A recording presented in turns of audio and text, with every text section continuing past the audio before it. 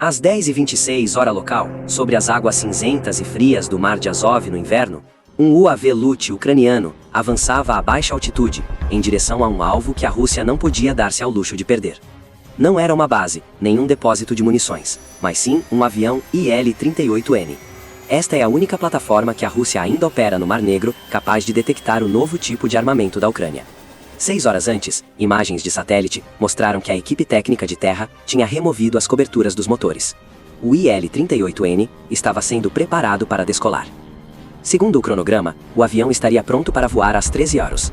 Isso significava que a janela de tempo para o interceptar era contada em minutos. Uma vez no ar, este alvo estaria fora de alcance. O relógio tinha começado a correr. 5 minutos após a partida, o Lut cruzou a linha da costa ucraniana e desceu para apenas cerca de 50 metros acima do nível do mar. Pela frente, estavam 280 quilômetros de mar aberto, sem pontos de cobertura. A uma velocidade de cerca de 220 km por hora, este percurso levaria 76 minutos a completar. 76 minutos sem contato, sem sinal, sem resposta. Apenas o UAV continuava a voar rente à água cinzenta do inverno, em direção ao território russo, enquanto o tempo passava segundo a segundo, e a única oportunidade se fechava gradualmente. Durante todo o percurso sobre o mar, o Lut quase não existia para nenhum sistema de vigilância russo. A fuselagem, feita de material compósito, fazia com que a energia do radar, ao atingi-la, fosse dispersada em todas as direções, exceto na direção de retorno à estação emissora. Em vez de refletir como um espelho, funcionava como um punhado de confetes metálicos lançados ao ar, quebrando o sinal de detecção. A uma altitude de apenas cerca de 50 metros, o fator decisivo já não residia na tecnologia, mas na geometria. As ondas de radar propagam-se em linha reta, enquanto a superfície da Terra é curva. Quando o UAV voa abaixo do horizonte de radar, as estações de radar russas num raio de mais de 200 km simplesmente não o conseguem ver. Para esses sistemas, este alvo nunca existiu. Passou mais de 1 hora nesse estado, sem aviso, sem sinais anormais. Para a Rússia, tudo parecia uma manhã de inverno normal. O UAV continuava a voar sobre o mar gelado, fora de todos os ecrãs de monitorização. Apenas quando o Lut regressou à terra firme é que esta fase de invisibilidade terminou. Às 11h47, o UAV atingiu solo a leste de Primorsko-Akhtarsk. A partir desse momento, o alvo estava a cerca de 70 km da base aérea de Yeisk. O tempo até a colisão foi reduzido para 19 minutos. Quando as suas rodas invisíveis deixaram a superfície do mar e entraram em território russo, o silêncio que durou 76 minutos terminou. E este foi o momento em que a Rússia começou a ter o direito de intervir. Apenas 3 segundos após o UAV cruzar a linha da costa, o silêncio terminou. Perto de uma torre de telecomunicações, nos arredores de uma aldeia costeira, um dispositivo que parecia hardware de telecomunicações comum começou a funcionar. Um cilindro cinzento, do tamanho de uma garrafa térmica, estava fixado a uma estrutura metálica. No interior, 4 microfones omnidirecionais e um processador corriam algoritmos de classificação sonora. Esta era a resposta da Rússia aos UAVs que voam baixo e evitam o radar. Se não podiam ver o que voava abaixo do horizonte de radar, iriam ouvi-lo. O motor a jato do Lut não foi projetado para ser silencioso. A uma distância de 100 metros, produzia um som de cerca de 85 decibéis, equivalente a uma moto a circular numa autoestrada. As pás do compressor geravam um silvo agudo na gama de 4.000 a 8.000 Hz, enquanto o processo de combustão gerava sons graves entre 200 e 500 Hz. O ar frio de dezembro propaga o som de forma mais eficiente do que o ar quente. Às 11h47, os microfones captaram os primeiros sinais. Uma intensidade de 53 decibéis, fraca, mas muito acima do ruído de fundo de uma manhã de inverno tranquila no campo. O processador separou imediatamente o sinal em componentes de frequência, usando a transformada rápida de Fourier, comparando essa assinatura acústica com uma base de dados. O silvo das pás do compressor, a vibração da câmara de combustão, a proporção característica do motor a jato. O resultado foi devolvido após 1,3 segundos. UAV, confiança de 87%, azimuth de 245 graus. Um microfone apenas indica a direção, não a distância. Mas ao longo da costa de Krasnodar, a Rússia tinha instalado mais de 200 sensores destes, espaçados entre 3 a 5 km. Em 8 segundos, outras 3 estações reportaram novos azimuths. O algoritmo de fusão de dados calculou a interseção destas linhas. Um rastro de segmento apareceu no ecrã. A posição do alvo foi determinada com um erro de cerca de 50 metros, atualizada a cada poucos segundos. O Lut não fazia ideia. Também não transportava qualquer sistema de alerta acústico, pois com este tamanho, tal dispositivo simplesmente não existia. Entretanto, o sistema de controle de voo Skynode S do UAV continuava a mostrar todos os parâmetros normais. As coordenadas do alvo estavam bloqueadas. A partir daquele momento, todos os seus movimentos estavam sendo monitorados, embora o próprio UAV continuasse a voar como se nada tivesse mudado. Os microfones podiam seguir o Lut à medida que voava para o interior do território de Krasnodar, mas não podiam abatê-lo. Para isso, a Rússia precisava de outro sistema.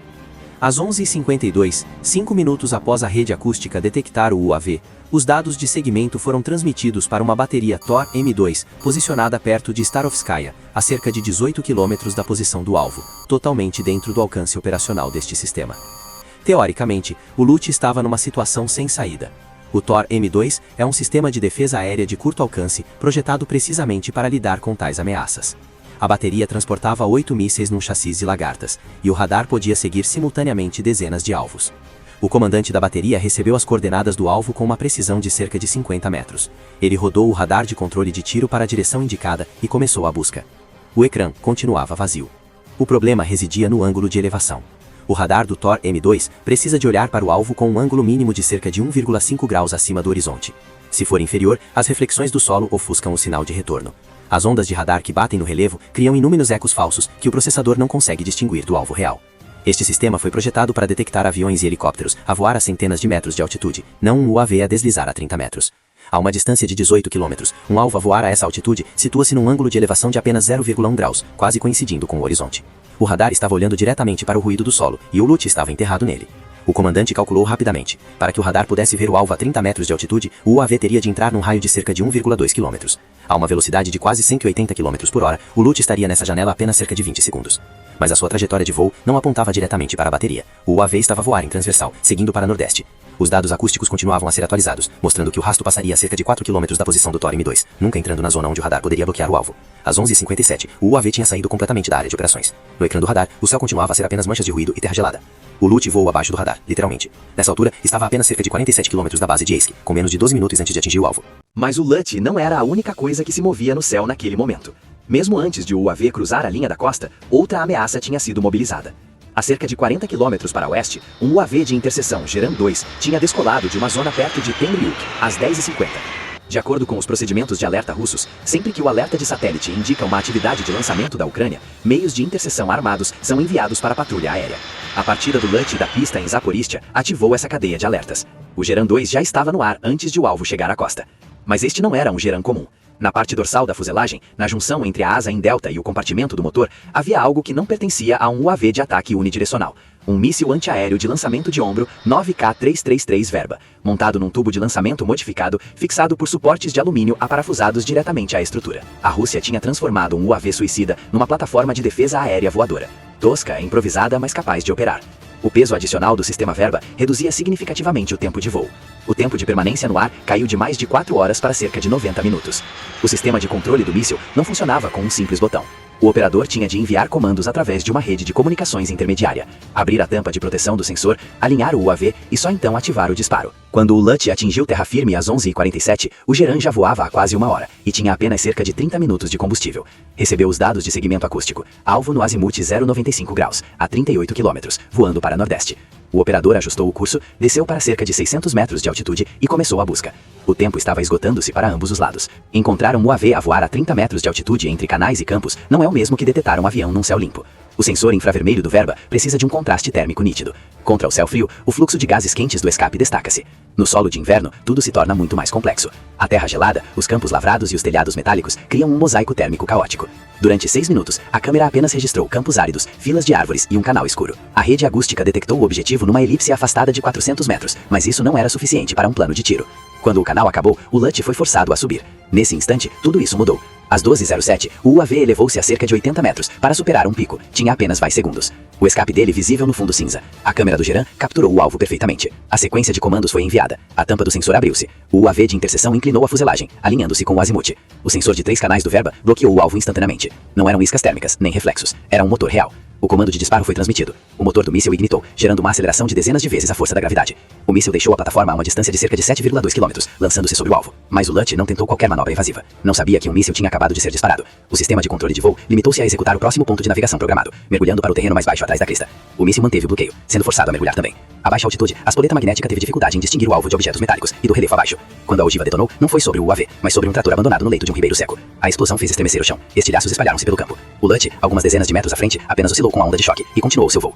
O único míssil tinha sido gasto. O UAV de interseção tinha apenas 9 minutos de combustível. O alvo tinha escapado. Pela frente do LUT estava a fase mais difícil de toda a missão. Não precisava apenas de se aproximar da base aérea, mas de identificar com precisão um alvo específico entre vários aviões quase idênticos.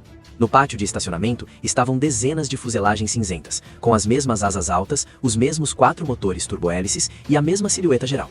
A uma altitude de poucas dezenas de metros e num ângulo de visão oblíquo, as diferenças quase desapareciam. Mas o UAV não procurava por intuição. O sistema de controle SkyNode-S transportava uma rede neuronal visual treinada precisamente para esta situação. A sua missão não era reconhecer aviões em geral, mas distinguir entre um IL-38 padrão e um IL-38N. A única diferença residia na parte frontal da fuselagem. O IL-38N transportava um pod de reconhecimento eletrônico NV9, uma estrutura em forma de caixa montada por cima do cockpit, que a versão padrão não possuía. Durante o treino, o sistema foi alimentado com milhares de imagens de satélite, reconhecimento, fotografias comerciais e fontes públicas. Cada fotograma foi etiquetado para que o algoritmo aprendesse a reconhecer não por regras rígidas, mas por padrões, proporções geométricas, posições relativas, sombras e a relação entre detalhes. Ao entrar na zona do alvo, a câmera transmitia cada fotograma 30 vezes por segundo através da cadeia de processamento de reconhecimento.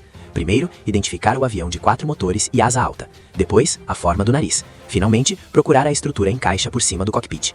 O resultado da classificação foi devolvido com uma confiança superior a 90%. O comando de ataque foi aprovado. A contagem decrescente recomeçou. Nos segundos finais, o sistema detectou um objeto que não constava nos dados de referência. Um equipamento de apoio no solo colocado junto ao avião, com um tubo de escape projetado no corredor de aproximação. As imagens de satélite usadas no planejamento tinham quase um dia de antiguidade. O algoritmo ajustou a trajetória, desviando alguns graus para a direita e reduzindo o ângulo de mergulho para evitar a colisão. Esta correção alterou o ponto de impacto em alguns metros, mas não mudou o alvo. A uma altitude de pouco mais de 6 metros, o radioaltímetro ativou as puletas. A altiva de explosão aérea, Airbus, não foi desenhada para destruir toda a fuselagem do avião. Foi desenhada para o inutilizar. Ao detonar, a energia em milhares de fragmentos metálicos foram direcionados para baixo, concentrando-se na área crucial. Em poucos milissegundos, o pod NV9 foi despedaçado. As antenas e os processadores foram completamente destruídos. O sistema de missão central, onde se fundiam os dados de radar, sonar e reconhecimento eletrônico, desapareceu. O IL-38N não explodiu, simplesmente deixou de funcionar como uma plataforma de combate. Os sensores ainda existiam fisicamente, mas já não havia um cérebro para processar a informação. O avião não foi destruído, mas foi neutralizado. Poucos segundos depois, o LUT desapareceu do enquadramento. Na pista, o alvo continuava ali, mas a capacidade que representava tinha deixado de existir. E é aí que a história termina, não com uma declaração de vitória, mas com um estado de silêncio após a missão cumprida.